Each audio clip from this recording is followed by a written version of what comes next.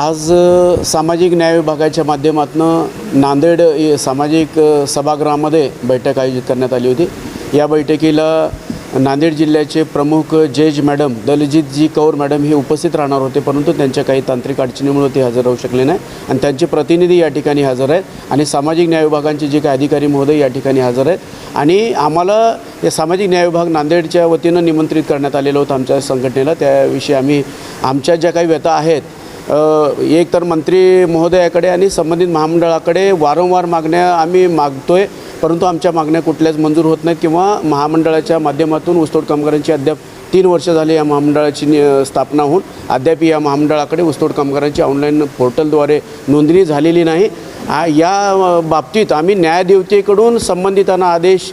होईल या आशावरती आम्ही या नांदेड येथे आलो होतो आणि आमच्या काही व्यथा ज्या आहेत ऊसतोड कामगारांच्या नोंदणीच्या बाबतीत असो आणि 10 ऑक्टोबर 2024 जे काही सानुग्रह अनुदान देण्यासाठी जे काही शासन निर्णय झालेला आहे त्या शासन निर्णयावरती त्यामधील अटी शर्ती जे काय जाचक आहेत त्याच्यावरती ऊसतोड कामगारांचा फायदा कमी आणि नुकसान जास्त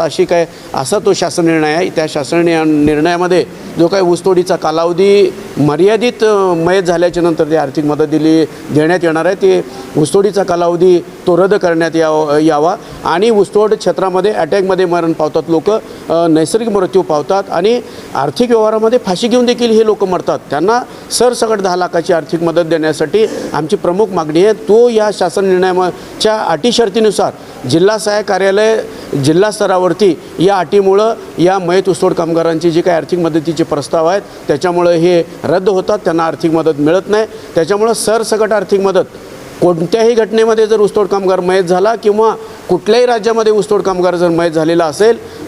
कुठल्याही घटनेमध्ये मयत झालेला असेल तर त्यांना 5 लाखाऐवजी 10 लाखाची आर्थिक मदत देण्याची आमची प्रमुख मागणी या महामंडळाकडे आहे आणि सामाजिक न्याय मंत्रालयाकडे या माध्यमातून आज आम्ही जे काही न्यायदेवतेचे प्रतिनिधी आहेत त्यांच्यासमोर या आमच्या प्रमुख मागण्या आम्ही मांडलेल्या आहेत आणि संबंधितांना न्यायदेवतेच्या माध्यमातून न्यायालयाच्या माध्यमातून संबंधितांना आदेश देण्यासाठी देखील आम्ही त्यांना विनंती केलेली आहे। आणि प्रथमतः सांगू इच्छितो या नांदेड जिल्ह्यातील जे सहाय्यक आयुक्त साहेब आहेत, जे काही सामाजिक न्याय विभागाचे अधिकारी महोदय आहेत, त्यांच्याकडून आर्थिक मदत देण्यामध्ये जेवढे आमच्या संघटनेच्या वतीनं प्रस्ताव दाखल झालेले आहेत त्यांना चांगल्या प्रकारे सहकार्य झालेलं आहे। या सामाजिक न्याय विभाग नांदेडच्या अधिकारी महोदयांचं मी आभार मानतो आणि इतर जिल्ह्यामध्ये जे काही आता ऊसतोड कामगार जो मयत आहे त्यांच्या प्रस्तावाबरोबर एकतर ग्रामसेवकचा मयत प्रमाणपत्र आहे, संबंधित कारखान्याचं मयत प्रमाणपत्र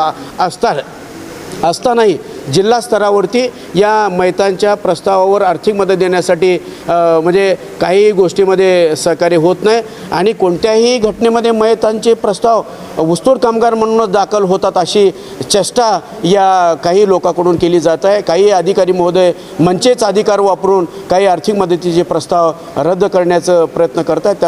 त्यांना देखील माझी विनंती आहे की जो आर्थिक मदतीचे प्रस्ताव त्यांच्याबरोबर ऊसतोड कारखाना जो प्रशासन आहे तो मयत ऊसतोड कामगार आहे तो आमच्याकडे आहे म्हणून असे प्रमाणपत्र देतात, ते काही डुप्लिकेट नाही आणि कारखाना प्रशासन कुठलाच मयत ऊसतोड कामगार आमच्याकडे होता म्हणून प्रमाणपत्र देत नाहीत, त्यांच्याकडे असेल तरच देणार ना, मग तो प्रमाणपत्र कशासाठी देतात? ऊसतोड कामगार ऊसतोडी केलेलं आहे म्हणून देतात। तर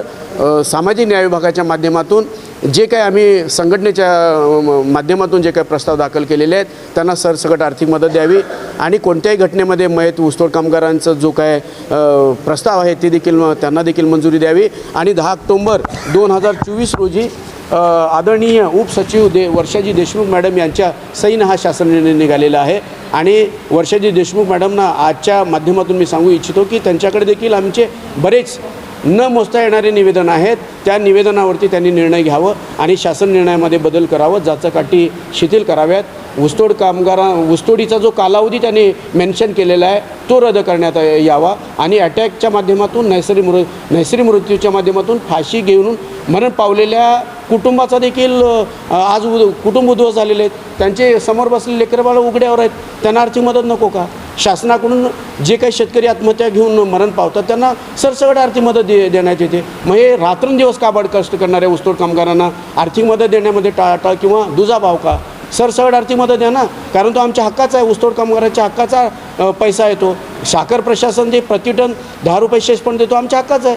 मग तुम्ही आमच्या हक्काचं पैसा आम्हाला देण्यासाठी तुम्ही जाचकाठी का बरं लागताय? या माध्यमातून आज मी न्यायदेवतेंच्या प्रतिनिधीसमोर माझ्या मागण्या मी मांडलेल्या आहेत. न्यायदेवतेकडून संबंधितांना आदेश देखील जाण्याच्या माझ्या अपेक्षा आहेत आणि मी देखील कळकळीची विनंती करू इच्छितो की जे काही 10 ऑक्टोबरचा शासन निर्णय त्याच्यातल्या ऊसतोड कामगारांना फायदा कमी आणि तोटा जास्त ज्या काही अटी शर्ती आहेत रद्द करण्यात यावे आणि कोणत्याही घटनेमध्ये मरण पावू दे ऊसतोड कामगार त्यांना 5 लाखाच्या ऐवजी 10 लाखाची आर्थिक मदत द्या. आणि या महाराष्ट्रामध्ये प्रति टन ऊसतोडीसाठी दर कमी भेटत असल्यामुळे दुसऱ्या राज्यामध्ये जाऊन ऊसतोडी करतात, त्या ठिकाणी मरतात. मग त्या ठिकाणी या महाराष्ट्रामध्ये जर समान काम समान वेतन जर दर मिळालं असतं तर ते लोक दुसऱ्या राज्यामध्ये जाऊ शकत नाहीत. मग त्या दुसऱ्या राज्यामध्ये मयत झालेल्या प्रमुख मागणी काय, एक तर महत्त्वाची प्रमुख मागणी आहे ऊसतोड कामगारांची ऑनलाईन पोर्टलद्वारे नोंदणी झाली पाहिजे. ऑनलाईन नोंदणी झाल्याशिवाय या महाराष्ट्रातील कुठल्याच ऊसतोड कामगारांना योजना मिळणार नाहीत. फक्त बीड जिल्ह्यामध्ये तेथील प्रशासनाने स्वतंत्र पोर्टल तयार करून त्या ठिकाणी ऑनलाईन नोंदणी केलेली आहे. तीच ऑनलाईन नोंदणी महामंडळाकडे 1.5 ते 2 लाख लोकांची नोंदणी आहे पोर्टलवर. इतर जिल्ह्यामधल्या ऊसतोड कामगारांची पोर्टलद्वारे नोंदणी झालेली नाही. लवकर पोर्टल तयार करा, ऑनलाईन नोंदणी करा आणि सरसकट आर्थिक मदत द्या, हीच आमची मागणी आहे. आणि या नांदेड जिल्हा स्तरावरती 250 मुलीचं आणि 250 मुलासाठीचं वसतिगृह, शासकीय वसतिगृह देखील या ठिकाणी मंजुरी द्यावी, एवढीच माझी कळकळीची विनंती आहे. एवढंच बोलू शकतो.